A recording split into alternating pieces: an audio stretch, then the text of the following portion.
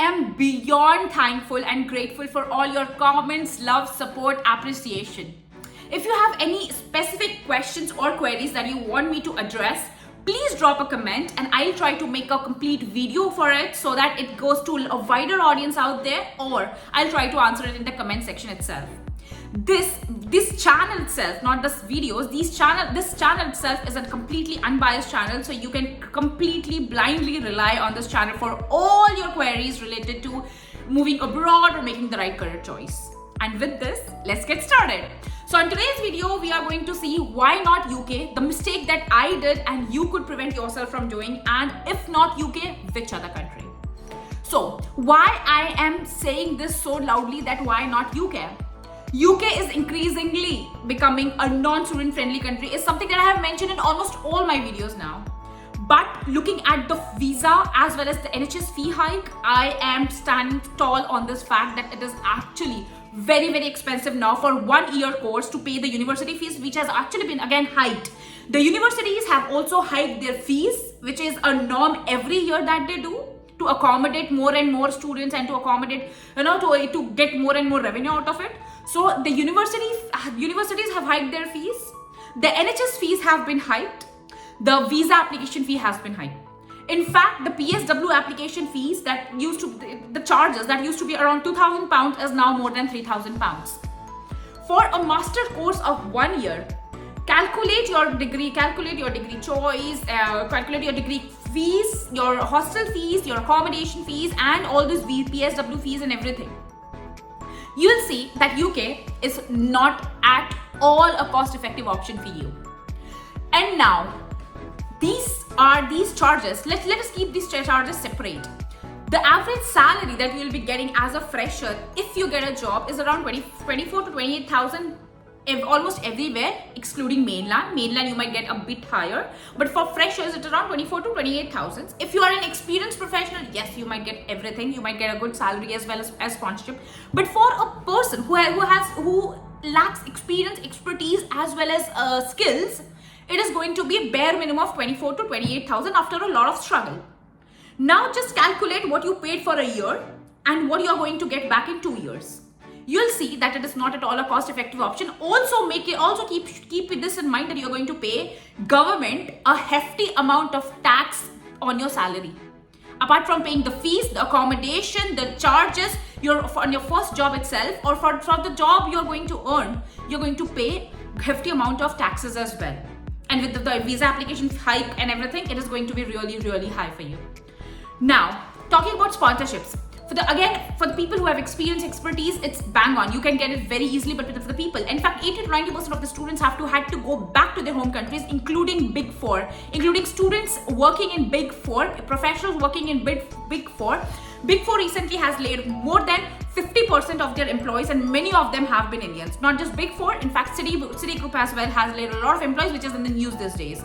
I met few of the employees of Big Four, and you are not, and it is like, because these employees need sponsorship, they do not want to now hire Indian employees. Not just Indian employees, but employees who need sponsorship. Now you're not going to get a sponsorship. I wish you get one, but if you're not going to get a sponsorship, you just have 2 years to recover all your education costs, to recover everything that you did, and that too after paying heavy taxes to the government. Do you think UK is an option for you? And if not, what can you do? Well, I have vouched this fact on a lot in a lot of my videos, but I would say Europe is the ultimate choice for you, especially if it comes to, like, I am in NI and Dublin is like really near to me. It's just a train line away from me, and there are two biggest, I would say, good colleges. I wouldn't say biggest colleges, but there are two good colleges, and I actually met students as a part of my project last year. As a part of my project, I met students from UCD of Dublin, University College Dublin, as well as National Institute of University of Galway.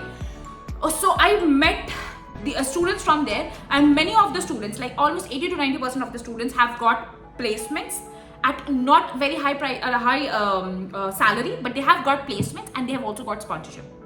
And second thing of this is that when you study in Ireland, you also get PR in after 3 years or so, you easily can file for a PR.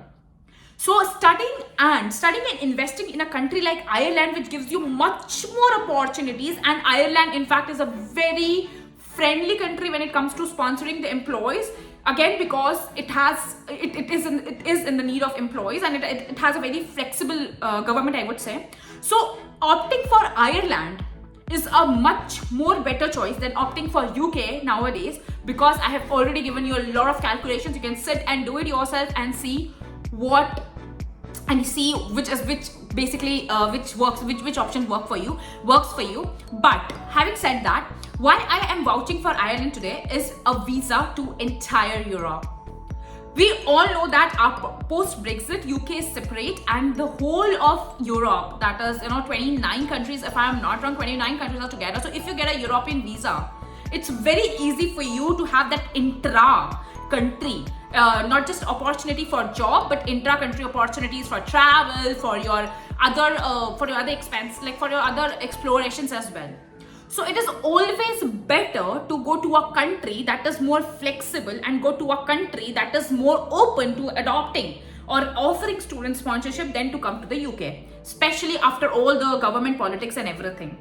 So please keep in mind before, and whatever your counselor says, whatever your agency says, let me have a caveat here.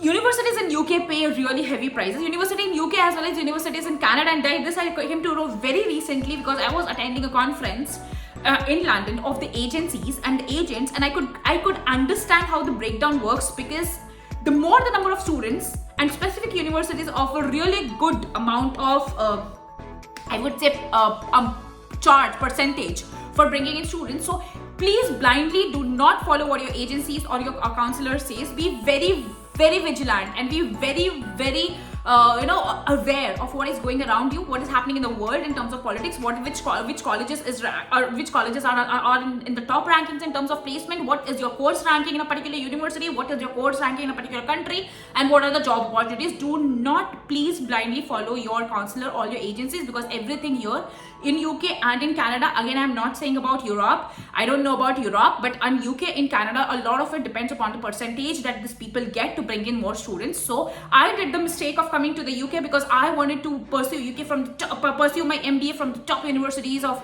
UK and things on those lines. But when I see the calculation today, it is not worth it. So I am giving this a very open fact that please make all the calculations before coming to the UK, and keep in mind the politics and everything that is happening here in the UK before coming to this country. On second point, I have racism. I don't want to comment a lot on it, but I would just put this in one line, that there is racism. So it is not like you're going to be you're going to be on an equal pay with your colleague anywhere in the UK. There might be some countries wherein you might get good growth opportunities, but again racism is there. So I just don't want to go more, I just don't want to talk more on this topic, so I'll be ending it here. So second is racism, and third is for the students who do not have, for the freshers or for the students who come here with for their masters for a year course and find it very difficult to get a proper full-time job or a white-collar job here in the UK. Guys, I have told this in my previous videos as well. This is a skill-based economy.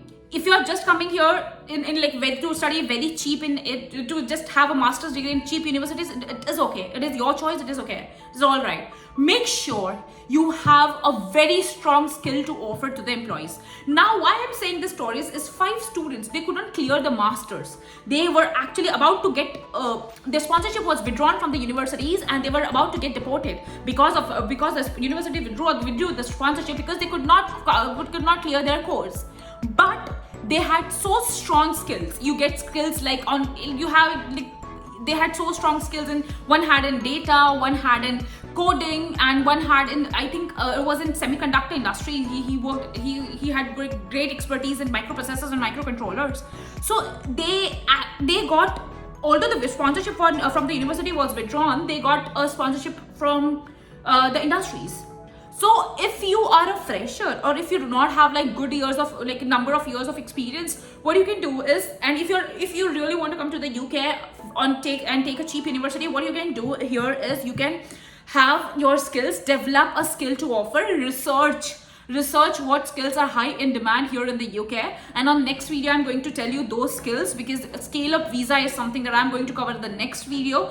But do have a thorough research on what skills are high in demand here in the UK, so that you can just develop your skills in those particular domain, whether it is via Udemy or whether it is via Coursera or via any other platform. And trust me, Indian courses are the best in the world, because I have studied from India and I have did my master's here. Indian course is technical courses in India are the best in the world. So just make sure you develop your technical skills as a fresher before you come here, so that it is easy for you to get a job. But because freshers here do not really get a job, I know a guy who is here from past 3 years, 1 year of study and 2 years of PSW. His PSW is ending in December, and till date he has not got a single offer from a single proper desk-based job. He has always, for the past 2 years, he has been working as a floor staff, as a bar staff, and McDonald's and all those things, doing multiple jobs just to take over his expenses. So make sure, if you're a fresher, if you do not have number of years of experience, what you can do is, and if you want to come to the UK,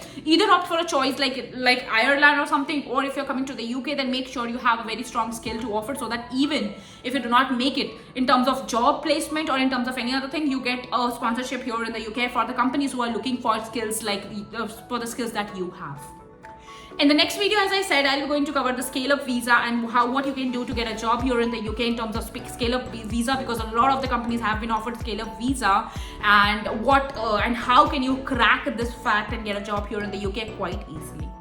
So for more such informative videos, as I say, subscribe, and as I said, if you have specific question, do mention in the comment section. And thank you so much for all your love. Thank you.